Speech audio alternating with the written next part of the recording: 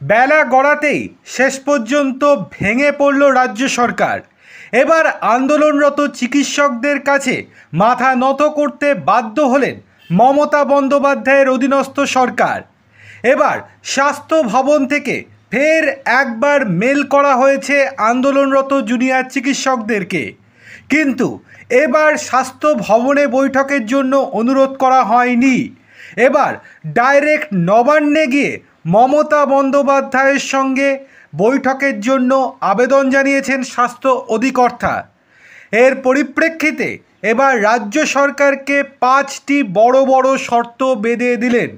প্রথম শর্ত, তারা স্বাস্থ্য ভবনে যাবেন না, তারা কেবলমাত্র নবান্নে গিয়ে মমতা বন্দ্যোপাধ্যায়ের সঙ্গে বৈঠক করবেন।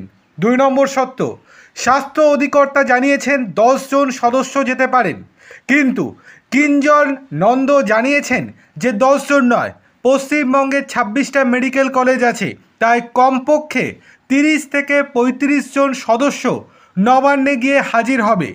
3 নম্বর, নির্যাতিতার বাবা মা কাকু কাকিমা এবং দাদা অর্থাৎ পরিবারের সকলে সেই বৈঠকে উপস্থিত থাকবেন। 4 নম্বর, সেখানে সিসিটিভি ক্যামেরা অন রাখতে হবে, কোনো সিসিটিভি ক্যামেরা যেন বন্ধ করে না দেওয়া হয়।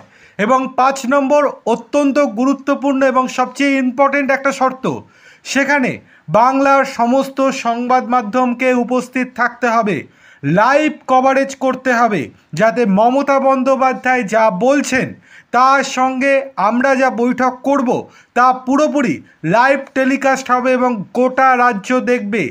জুনিয়র ডাক্তাররা পরিষ্কারভাবে জানাচ্ছেন রাজ্য সরকার হয়তো এই বৈঠকের নামে বড় ষড়যন্ত্র করতে পারে, সেই জন্য আগে ভাগেই আমরা 5টা শর্ত জানাচ্ছি। আমাদের দাবি তো 5খানা আছেই, তার সাথে এই 5টি শর্তও আছে। যদি এই 5টি শর্ত পূরণ করতে পারে তাহলেই বৈঠক হবে, নইলে আন্দোলন চলবে।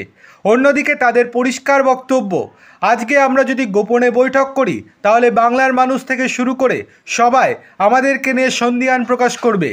অন্যদিকে রাজ্য সরকারও হয়তো বৈঠকের পর আমাদের নামে মিথ্যা বিভিন্ন রকমের ঘটনা বা মিথ্যা যে সমস্ত কথাবার্তা রটিয়ে দিতে পারে, সেটা আমরা চাই না। সেই জন্য নির্যাতিতার পরিবারের সবাইকে নিয়ে সংবাদ মাধ্যমের উপস্থিতিতে আমরা বৈঠক করতে চাইছি, এবং আমাদের এই বৈঠক তখনই হবে যখন এই 5টি শর্ত পূরণ করবে রাজ্য সরকার।